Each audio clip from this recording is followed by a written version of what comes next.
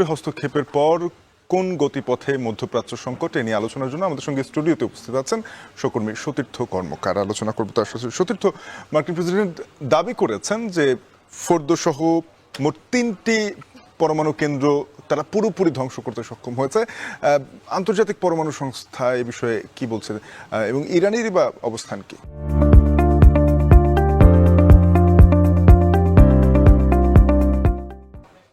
Shafin, Iran কিন্তু শুরুতে বলেছিল যে তাদের এই 3টি পরমাণু স্থাপনায় কোনো তেজস্ক্রিয় পদার্থ ছিল না এবং এটিকে সাপোর্ট দিয়ে একই ক্লেম করেছে সৌদি অ্যাটমিক এজেন্সির একটি ওয়াচডগ আছে তারাও। সবশেষ আমরা যেটি জেনেছি, আন্তর্জাতিক পারমাণবিক সংস্থা তারা তাদের তদন্ত প্রতিবেদনে প্রাথমিক তদন্তে এটি বলেছে যে ওই 3টি পরমাণু স্থাপনার আশেপাশে কোনো রেডিয়েশন অর্থাৎ তেজস্ক্রিয় পদার্থের উপস্থিতি টের পাওয়া যায়নি।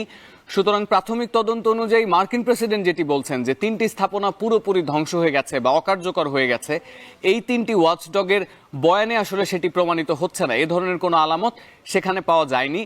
এবং আরও একটি বিষয়, সেটি হচ্ছে এ ধরনের যদি আসলেই বিস্ফোরণ হয়ে থাকে সেটি আসলে লুকানো সম্ভব না। আমরা জানি যে জাতিসংঘের একটি ওয়াচডগ আছে, এটা ছাড়াও মার্কিন ওয়াচডগ আছে। তারা যদি এই বিষয়গুলো পর্যবেক্ষণ করে তাহলে আসলেই জানা সম্ভব যে সেখানে পরমাণু স্থাপনাগুলো কি পরিমাণ ক্ষতিগ্রস্ত হয়েছে। তবে এই 3টি প্রতিষ্ঠান স্পষ্টভাবে জানিয়েছে সেখানে কোনো রেডিয়েশনের আলামত পাওয়া যায়নি। শাফিন, অর্থাৎ সেখানে হামলা হলেও আসলে কাজের কাজ কতটুকু হয়েছে সে নিয়ে প্রশ্ন থেকে যায়। আপনার প্রতিবেদনে আমরা দেখছিলাম যে ইরানের পররাষ্ট্র মন্ত্রণালয় বলছে যে যুক্তরাষ্ট্রকে এর জবাব দেওয়া হবে। আমরা জানি যে মধ্যপ্রাচ্যে বেশ কিছু ঘাটতি রয়েছে যুক্তরাষ্ট্রের, এছাড়া মার্কিন নাগরিকরাও তো রয়েছেন ইরান সহ মধ্যপ্রাচ্যের বিভিন্ন জায়গায়। তারা কি লক্ষ্যবস্তু হবেন কিনা ইরানের? শাফিন, এই বক্তব্যটি আসলে ইরানের অফিসিয়াল কোনো জায়গা থেকে আসেনি। ইরানের রাষ্ট্রীয় একটি সংবাদ মাধ্যমে একজন কমেন্ট্রেটর, বলা যেতে পারে রাজনৈতিক বিশ্লেষক বা তিনি বর্তমান প্রশাসনের কাছাকাছি একজন ব্যক্তি পরিষদের মানুষ, তিনি এরকম একটি স্টেটমেন্ট দিয়েছেন যে বর্তমানে যে পরিস্থিতি, ইরান তো একটি রিটেলিয়েটরি অ্যাটাক করবেই। সেই রিটেলিয়েটরি অ্যাটাকের অংশ হিসেবে এটি হতে পারে যে মধ্যপ্রাচ্যের গুরুত্বপূর্ণ কোনো মার্কিন নাগরিকের উপর হামলা করা হলো বা তাদের উপর কোনো ধরনের আক্রমণের কারণে যুক্তরাষ্ট্রকে এক ধরনের চাপ দেওয়া হলো। এটি আসলে রাজনৈতিক বিশ্লেষকের একটি বয়ান, যেটি আন্তর্জাতিক গণমাধ্যম এটিকে আশঙ্কা হিসেবে দেখছেন এবং এভাবে বলছেন, কিন্তু রাষ্ট্রীয়ভাবে ইরানের পক্ষ থেকে এ ধরনের কোনো হুঁশিয়ারি দেওয়া হয়নি। শাফিন, আচ্ছা, এক্ষেত্রে এখনো কি ইরান কূটনৈতিক কোনো আলোচনার দিকে মুখিয়ে থাকতে পারে, নাকি সরাসরি এর প্রতিক্রিয়া এরই মধ্যে ইসরায়েল ও যুক্তরাষ্ট্রের উপরে দেখানো শুরু হয়েছে? কি দেখলেন?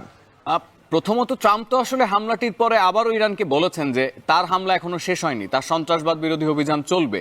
এক্ষেত্রে আশা করা যায় যে ইরান হয়তো রিটেলিয়েটরি একটি অ্যাটাক করবে বা তারা পাল্টা হামলা চালাবে, এ ধরনের কোনো বিবৃতি দেওয়ার কথা, কিন্তু সেটি আসলে পররাষ্ট্রমন্ত্রী ওইভাবে না বলে তিনি এভাবে সরাসরি বলেছেন যে যে হামলাটি যুক্তরাষ্ট্র করেছে তার জন্য যুক্তরাষ্ট্রকে উপযুক্ত জবাব দেওয়া হবে। এবং ইতিমধ্যেই আমরা জেনেছি যে এই হামলার প্রেক্ষিতেই হোক বা তাদের নিজস্ব নিয়মের মধ্যে দিয়েই হোক, ইসরায়েলে পাল্টা হামলা চালিয়েছে ইরান। তেল আবিব, জেরুজালেমে হামলা হয়েছে এবং পূর্ব সীমান্তে জর্ডান থেকে আসা, মানে জর্ডানের দিক থেকে আসা বেশ কয়েকটি ক্ষেপণাস্ত্র প্রতিহত করেছে ইসরায়েল। এই খবরটি ইসরায়েলের প্রতিরক্ষা বিভাগ জানিয়েছে।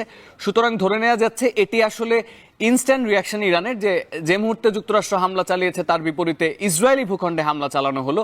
এবার যুক্তরাষ্ট্রের বিরুদ্ধে ইরান কি ধরনের পাল্টা হামলা চালাবে, আদৌ চালাবে কিনা বা কবে চালাবে, সেটি আসলে ইরান হয়তো নির্ধারণ করবে অনাগত সময়। আপাতত এ সংক্রান্ত কোনো তথ্য ইরানের পক্ষ থেকে দেওয়া হয়নি। শাফিন, শুধু তো মধ্যপ্রাচ্য সংকটের সব খবর আপনি রাখছেন, নিশ্চয়ই আমরা পরবর্তীতে আপনার কাছ থেকে এর আরো কোনো ডেভেলপমেন্ট থাকলে সেটা জেনে নেব।